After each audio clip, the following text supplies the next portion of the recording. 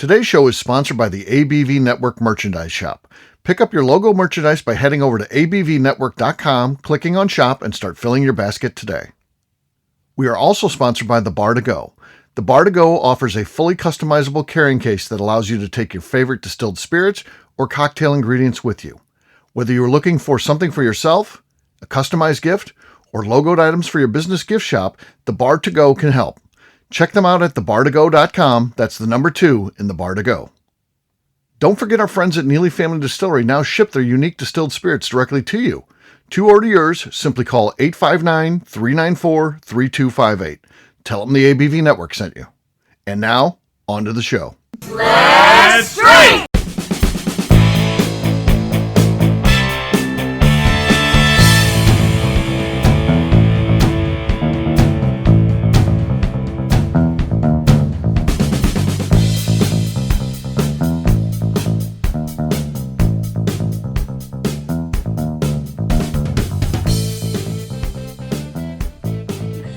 Welcome to the Bourbon Daily, the podcast about everything bourbon delivered to you every day of the week. Today on the show, we complete a bracket challenge to determine which U.S. territory we would like to see make a bourbon.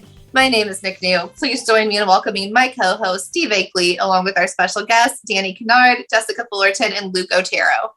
Hey, gang, what's up? Hey, guys. Hey, good evening. Good Hi. evening. Good evening. So, yes, we've got a fun show today. This is something just in theory. None of these in any way have a bourbon in the works. Also, you may be saying, well, these aren't, states. You have to be in the United States. Well, yes, United States is part of the rules of bourbon, but it can be a U.S. territory. Technically, any of these could make a bourbon. Now, could they make a great bourbon? I don't know. There's several things that work against them. Most notably is the climate. These are all very warm climate areas. We know that the seasons are one of the things that helps make bourbon great. Good quality water is another thing that makes great bourbon. Do these have great quality water? I don't know. Could they put it through some filtration and things like that? Perhaps. I don't know. And then it also comes down to corn. And Danny was saying, like Guam, they do have corn that they grow there, but not all of these do grow corn. So that also becomes a factor too. They then have to import it. And obviously that ends up being a huge expense. And maybe bourbon isn't a financially viable thing. So we're going to have some fun with it, though. We're going to pick out which one we would like based largely on what do we think would be a cool one on store shelves that we like, oh, hey, this is a bourbon from X. I don't want to say anything. I don't want to, kind of lead the audience or group here as to what they should vote for. But yeah, what would be interesting to us to be an actual bourbon. But before we get to all that, we got to grill Danny. Danny, he's been on some shows as, just from time to time, like on our Still 630 shows. He's on those a lot because he's at those events. He's been on a couple other shows, tasting things and things like that with me, but not ever in this role here, like just part of the cast. So what's it been like, Danny, being part of a cast member tonight? Actually, it's been pretty fun. I'd actually consider doing this again. I mean, if you got the invite, you would do it again. Yes. Okay. And you've got a buddy at work that listens to these shows. Do you want to give him a shout out? Sure.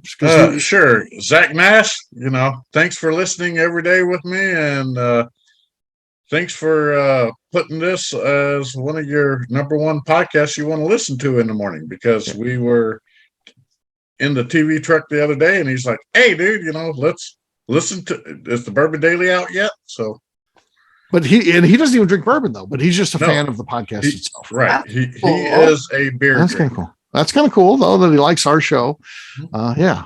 And the thing that I thought was going to happen, of course, we're on our 4th show here. Normally we do 5 shows, but I made a mistake. I didn't put together 5 episodes for tonight. I only put together 4. I didn't even realize it until we're getting ready to start tonight. So that was a mistake. So, but I thought for sure by show 4 or 5, Danny's alter ego, Freddie Mills, would come out. No Freddie Mills though. What's going on here, Danny? Well, I haven't had that much to drink yet. I mean, if you didn't pregame before the shows, yeah, I only had one. I was expecting Danny to get ripped during this, and Danny came on with this whole steer head. I expected a wild Freddie Mills night happening. Yes, my Bevo hat, my newest collection to the UT hats that I have. Yes. Yeah. Oh, look at that thing. Huh. Interesting. Where did you get that from? Is that like an online purchase, or did one of your friends back in Texas send that to you? No, I found it, so I got it. So I like it. Okay. All right. He loves his Texas. Loves Texas. Like Jeremy Shell would say, that's one way to go. Yeah, exactly. Right. I'm a big supporter of UT, so. Huh. Okay. All right. That is one way to go, I guess. So Danny, you're a bourbon. You go out and you enjoy bourbon hunting, right? Both you and Yes. your wife doesn't drink really. Let's say it all. I know she drinks a little bit from time to time. But there's a couple things she likes, but for the most part, it's safe to say she's not a drinker. But she does like bourbon hunting, though, right? Why does she like bourbon hunting? I think it's the thrill of the hunt. Uh-huh. I mean, I will be at work. Literally, Right. I will be at work, and then all of a sudden, I'll turn around. My phone will start blowing up, and then it's like ding, ding, ding, ding. I'm like, I'm in the middle of something. I can't turn around and get to it at that moment, and then all of a sudden, when I get finished with what I'm doing, I look at my phone, and then all of a sudden, there's pictures of this and that. I found this at this price. Do you want it? And then I already got it. Right. I mean, I'm on to the next store. I've turned around and found this for you. So where does she get her ask for a bourbon better knowledge? Where does she get her bourbon knowledge? Because that's important. You got to know what you're looking for. Does she listen to podcasts, or you just tell her, hey, this is stuff I'm interested in? How does she pick up what she needs to be honing in on to pick up for you? Well, between me of telling her what I'm actually looking for and the ABV group that we have, Right. she listens to everybody else also. Right. I mean, even though she may not be speaking, but she does listen. She listens very well. So a lot of times, like, we'll do events during the week and there'll be tastings and things like that. Mhm. Now, you don't see Misty. You would assume Misty's not even there. It's like right now, you're assuming Misty's not there, but in reality, she's on the other side of the room. So the camera on the computer is pointing towards you, but then, on the opposite side, as you're facing her, we can't see her, but you face Misty and she's actually there. She hears a lot of the stuff then. She picks up all this stuff. Mhm. So. Right. That's just like, take, for instance, sorry, I'll put in a plug if I'm allowed to, but for 291, when we did 291, Oh, we love 291. You can plug them. Yeah. On our flagship thing, I turned around and told her, oh my God, I love this. I love their whiskey too. I have to go and get this. Well, this year she turned around and it's like, okay, well, where are we going for our last planned vacation, as in at least 1 week? So I'm like, okay, we ain't been to Colorado yet. She's like, okay, well, what do you want to do in Colorado? I went, I want to go to 291. So, I mean, and then like I told But her, by chance, it ends up being their 10th anniversary, which is a huge deal. I mean, they're celebrating, they're releasing special products and all kinds of cool stuff. Yes. And you just happen to be at the right place at the right time. It's not like you're like, hey, let's go out there for their 10th anniversary. No, you plan your trip, and then by chance it works out where it's at their 10th anniversary. Right. But do you want to hear the downside of that trip? Because you haven't heard this yet, because we haven't had time to talk. Okay. We were staying at the Super 8 Motel in Colorado Springs. Yes. At 2:00 in the morning. Now, Super 8 is by Wyndham, mind you. Wyndham. I need to stay away from Wyndham hotels. I have nothing but bad luck with them. Uh-huh. So at 2:00 in the morning, the fire alarm goes off. Yeah, I've had that happen before. We all go outside. I've been there before. Yeah. I'm on the 3rd floor on the left side of, if you're facing the hotel, it's the left side of the hotel, 3rd floor that I'm on. The room that caught on fire, 4th floor, right side of the hotel. Thankfully, each room is fire blocked and everything. So the only actual fire damage that was done was contained to just that one room. Yeah. I mean, now there's other rooms on the 4th floor that received the water and smoke damage, and some of it did get into the 3rd floor of the water damage. But anyway, like I said, all in all, we still stayed. I mean, we didn't get back into our room till 4 a.m, but it was all good still. But yeah, well, you ended up getting the experimental bottle, and so they had a hazmat release, which was cool, and you got that. Supposedly you got me a bottle, but I haven't seen it yet. So. Yes, I did get you the E, and I'm waiting on you to tell me when to meet up with you to give you all this. I've been busy, unfortunately. So it hasn't worked out. But yes, I did get I got 2 different E's. I got 2 M's, and I got a HR. There you which go. was a high ride. 2 of those. Nice. Huh? And bad guy. I've also gotten a couple of those. Nice. Look at you. There you go. Well, all right. Well, it is now time to drink. Okay. Not Danny. We know who he is now. He's not just a random guy on the show. It's time to drink. What is everyone drinking? Let's start with Danny. Danny, what do you got there? Well, actually, I'm going to finish off my Maker's Mark RC6. As you can see, it's a very well loved bottle. Yes, it is. It's almost gone there. Okay. So. Okay. Decent. Probably along the line. Do we think this is a bottle kill? I think it's too much, right? It's the last show for Steve. Yeah. This is the glass I got, so I'm going to try it. We'll see. I don't know that I'm going to get it here. Well, maybe I'll drink enough. If I don't fill the glass, I am going to finish this bottle on the show. So here we go. Cork pop. Old Overholt. No, nothing there. This is the special one. They're 11-year-old. So got this. Let's see here. Let's see. You made it. It's so close. I did it. Yeah.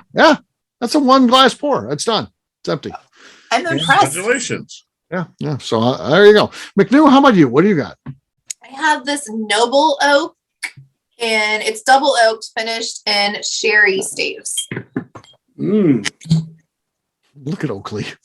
He's like, what the heck's going on here? I want to be Like, part Mom. of this show. Yeah. He should be glad there's not a python there, because they would just push him down and run away. She'd sacrifice him for that python. All right. Danny's got the lead. We're 3 into this. We're going to save Luke for last because he's 3 for 3. And I'll tell you what, Danny's wasn't great. Danny's got the lead, but it can be beat. But Jessica, what do you got? I've got some Elijah Craig barrel proof here. Okay. All right. The- Fairly full bottle. Maybe. yeah, it's I'm A119. All right. I don't get to order my shirt. No, not enough. Danny, you've still got the lead. Danny has the lead, but Luke stands in his way. And the problem is Luke has gone 3 for 3. Luke is batting 1,000. Now, here's where we're at. Luke, you can sweep the night, or Danny could win this thing. What do you got? As much as I like Danny, but I've got all the talk about Buzzer Juice last show. I've got the toasted. It's not a new bottle, at least. It has been opened before. All right, let's see what you got. Here we go. No, not enough.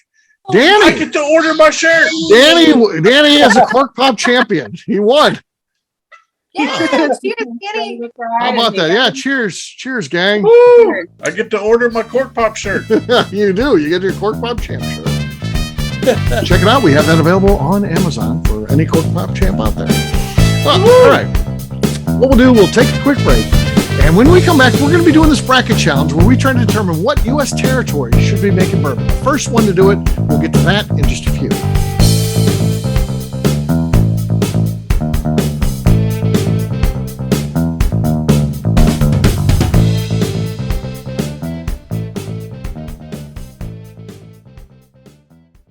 Hello, this is Steve Akeley, owner of the ABV Network, and I'm excited to announce a brand new partnership with Leatherwood Distillery in Pleasant View, Tennessee. Many of you have perhaps heard of Leatherwood via our co-host on the Bourbon Daily, Kaylee Baker, who works there.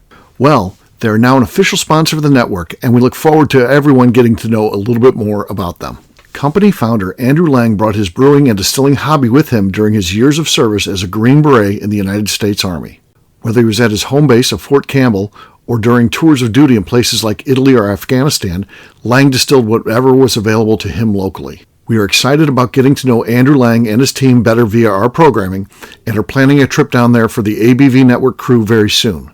In the meantime, check them out at leatherwooddistillery.com, where they will ship bottles directly to you, including their special Remembering 9/11 series, which is raising money for military charities. Seriously, get out there, buy some bottles, help a good cause, and let us know what you think. We're really excited about this partnership. Hello, this is Steve Akeley, owner of the ABV Network, and let's talk for a moment about our sponsors, the people that make this show happen. First up is our friends at Moonshine University. In 2017, I completed my Executive Bourbon Steward certification at their office in Louisville. The information I learned through lead instructor Colin Blake and their team there is something that I continue to draw upon frequently in my role at the ABV Network. It truly is the standard of establishing a benchmark of knowledge of the bourbon industry. From history to production to brands and people, it's all there. Check out their full listing of programs, including Executive Bourbon Steward certification, production classes if you're considering starting a distillery, and much more at moonshineuniversity.com. I also want to talk about Neely Family Distillery. Back in May of 2018, I met Royce Neely at Limestone Branch's Craft Bourbon Festival. It ended up not only being the start of a great friendship, I started to truly learn about what makes craft whiskey so amazing. You see, I had been a bourbon drinker for over 30 years at that point, and like many people who had been drinking bourbon a long time, I was hard-coded into thinking big bourbon was where it was at and craft was on a journey to get there. Spending time with Royce and learning the things he does to make his whiskey taste better started to really get me to appreciate how things like sweet mashing, open top fermentation, pot distillation, and the grains you are using not only makes your product taste better coming off the still, but also out of the barrel as well. I still love heritage brands and they make up a bulk of my collection. But when you find a craft distiller that is truly dedicated to the craft of distilling, you are drinking some of the best whiskey out there on the market today. That's exactly what's happening at Neely Family Distillery today. Check them out on the web at neelyfamilydistillery.com, or better yet, stop by and see them at their distillery in Sparta, Kentucky. And now, back to the show.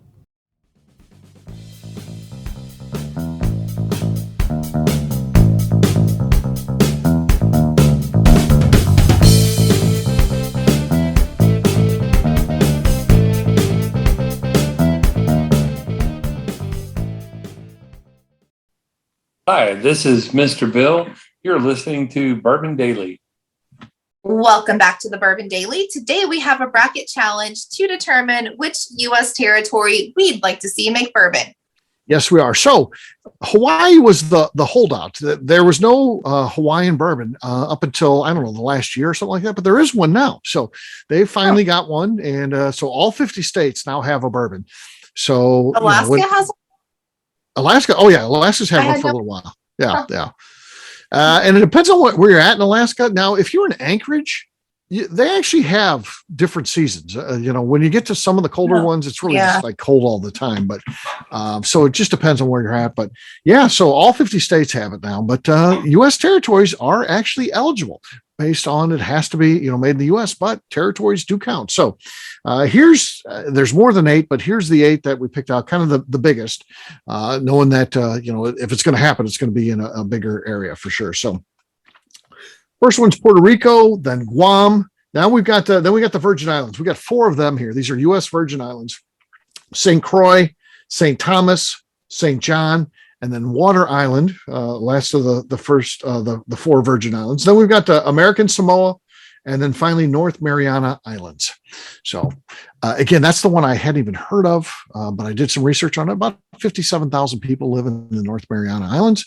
And that's probably enough to start a distillery if they were interested in that. So our matchups are going to look like this. Guam will take on St. Croix. Water Island will take on Puerto Rico. North Mariana Islands will take on St. Thomas. And finally, St. John's will take on American Samoa. Round number 1, Danny, you're first. We're talking Guam versus St. Croix. Kind of 2 of the bigger ones on the list here. Okay. Well, let's see here. St. Croix. They're actually, I've looked them up and everything else. They're famous for the cruising rum or Captain Morgan. They do some distilling, which Captain Morgan is no slouch. Whether you like that product or not, it doesn't matter. It's certainly worthy of respect based on its size. So that's right. That's a note. Okay. And now the other thing that I looked up with Guam, they have a spirit called Beiju. Beiju. Okay. I'm pretty sure that's the way it's pronounced. I think I may have butchered it. Sorry. Right. But with what I was looking, we're big in Guam, so they'll tell us. So we'll see. Yeah. But with what I was looking up, this spirit that they make, it's a very labor intensive thing. So it's telling me, they're not afraid of the hard work. So I would say with bourbon wise, you got to do hard, you got to put in hard work, you got to turn around and wait and everything else. I don't know if you got to wait on this Beiju.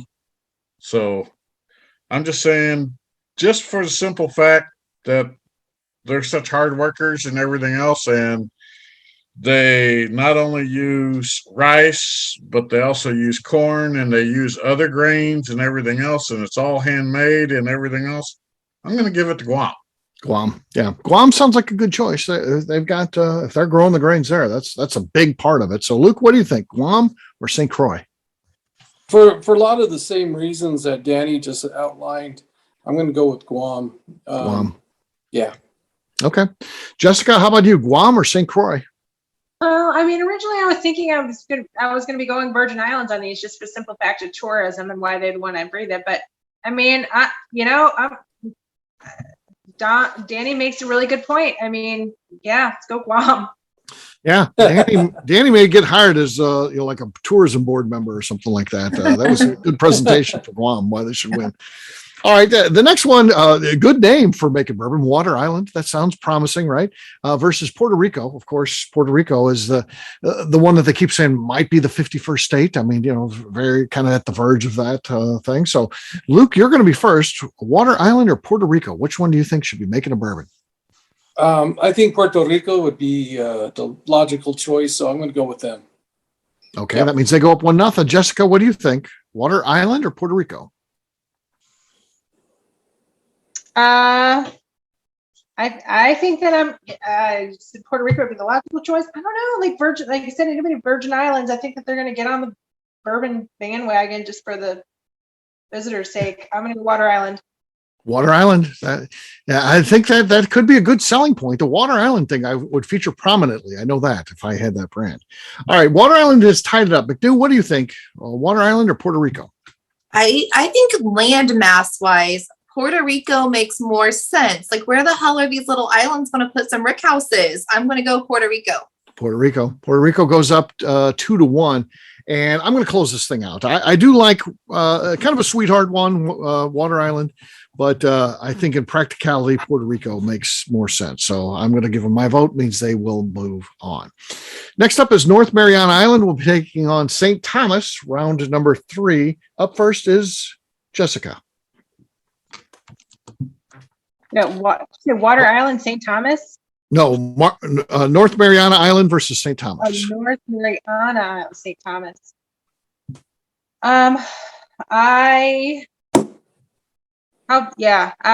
St. Thomas. St. Thomas goes up 1-0. McNew, what do you think?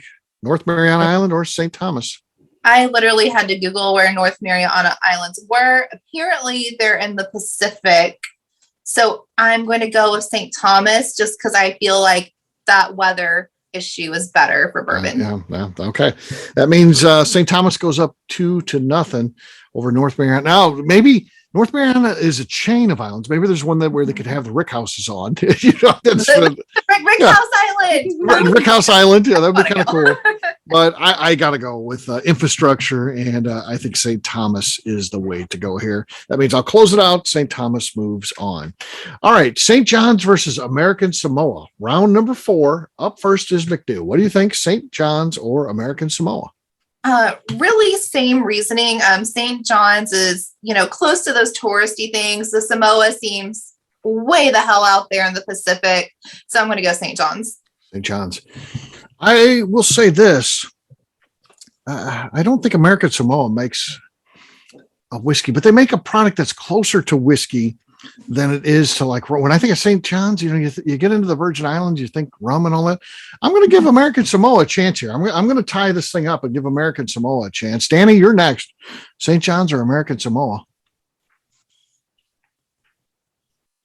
Well, I'm really indecisive, so because I couldn't find much information. That's my problem. Mhm.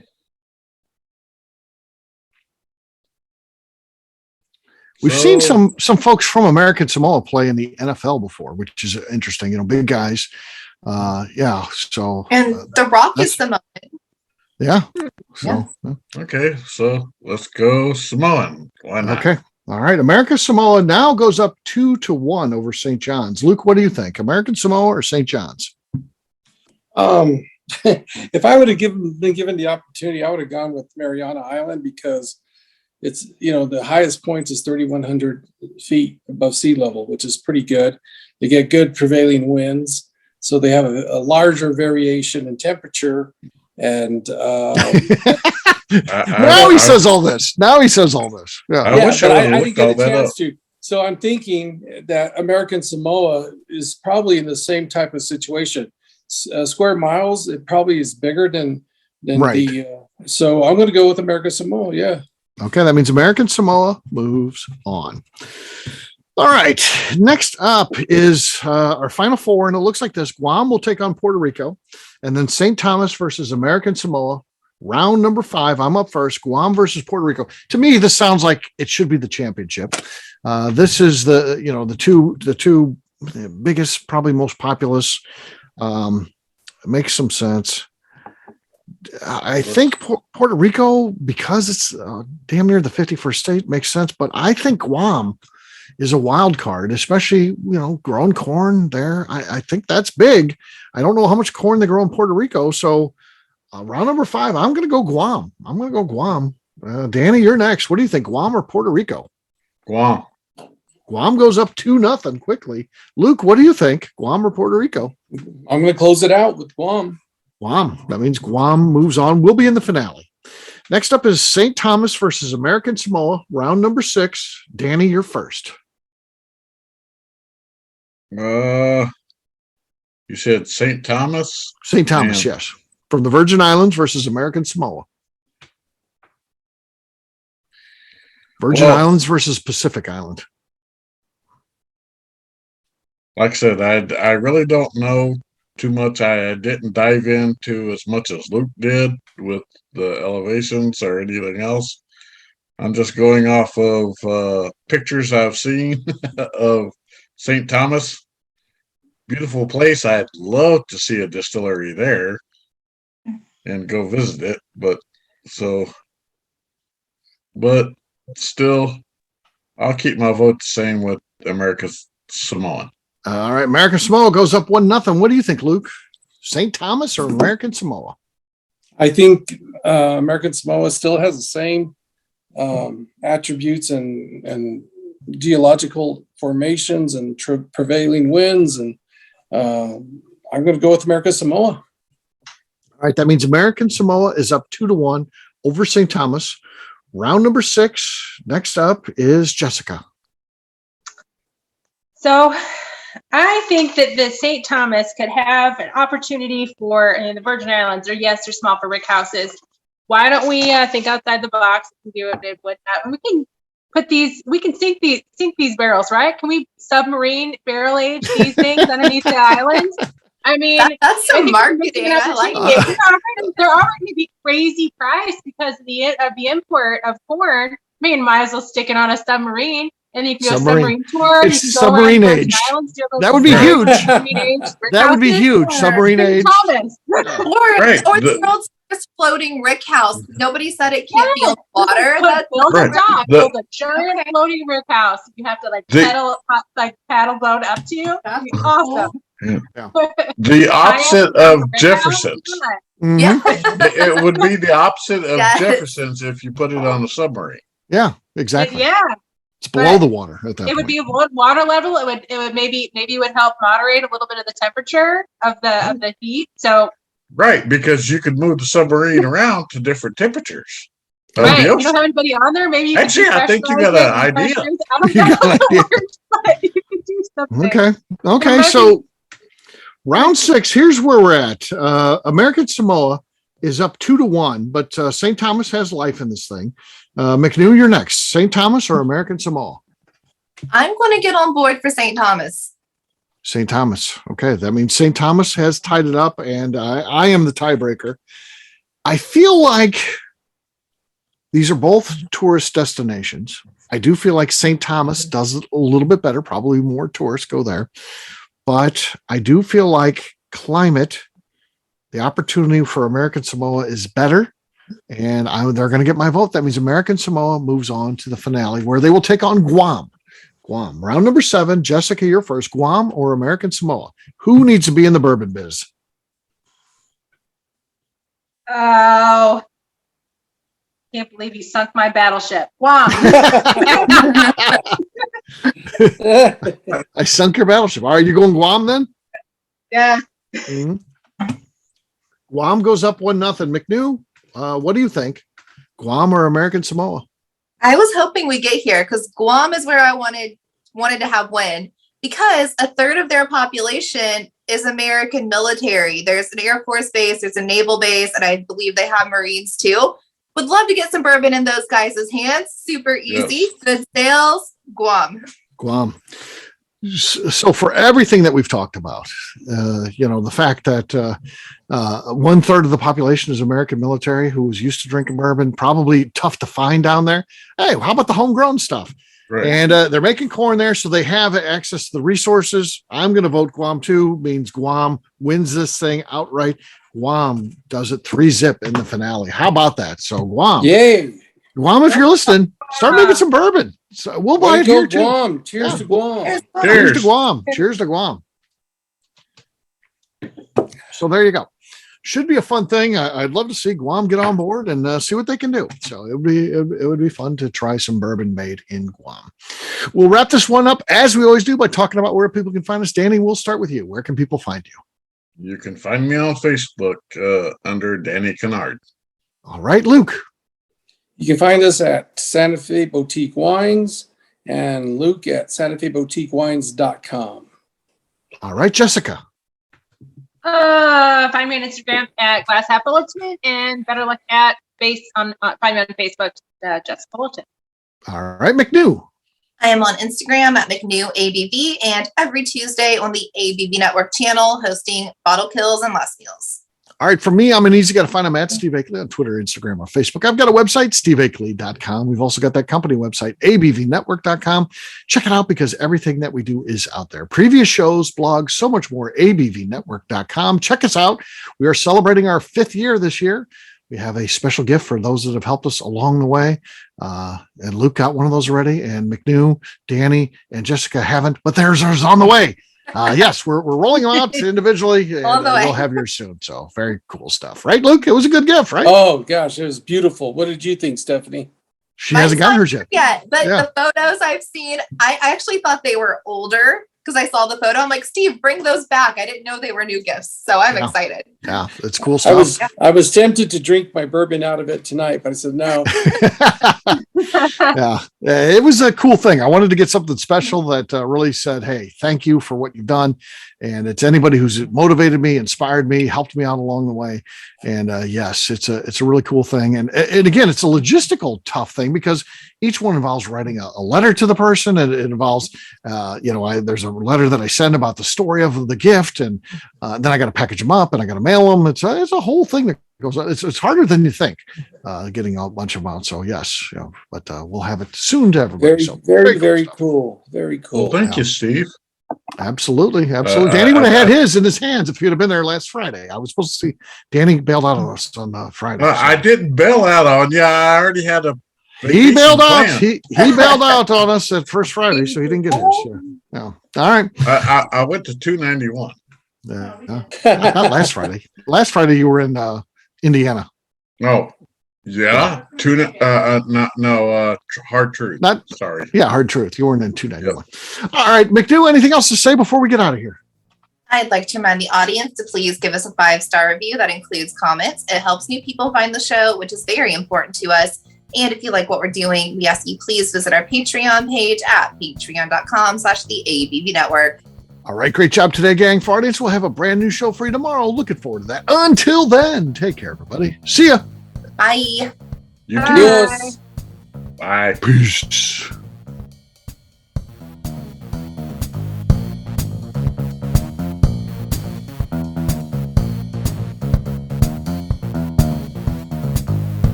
Before we finish the show, let's chat for a moment about Moonshine Still Pro. Moonshine Still Pro has a full line of products to help the home distiller. Whether you just want to experiment on a small scale on the stove in your kitchen or try your hand at a bigger setup in the backyard, Moonshine Still Pro can help. They have different still offerings as well as accessories and even grains from Goldstone Mill to help you make whiskey on par with what you get from your favorite distillery. They can even assist with a DIY still project by supplying some of the parts you can't make yourself.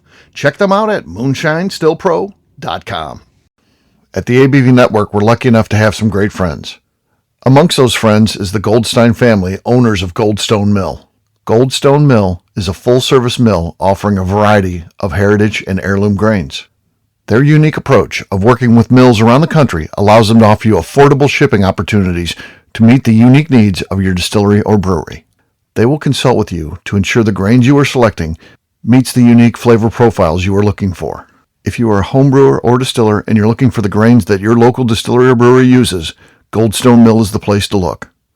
Check them out on the web at goldstonemill.com, call them at 217-254-6613, or shoot them an email at hello@goldstonemill.com. The Bourbon Daily is part of the ABV Network. For more information or to become a sponsor, please visit abvnetwork.com. Thanks for listening and cheers. This has been a Steve Akeley production.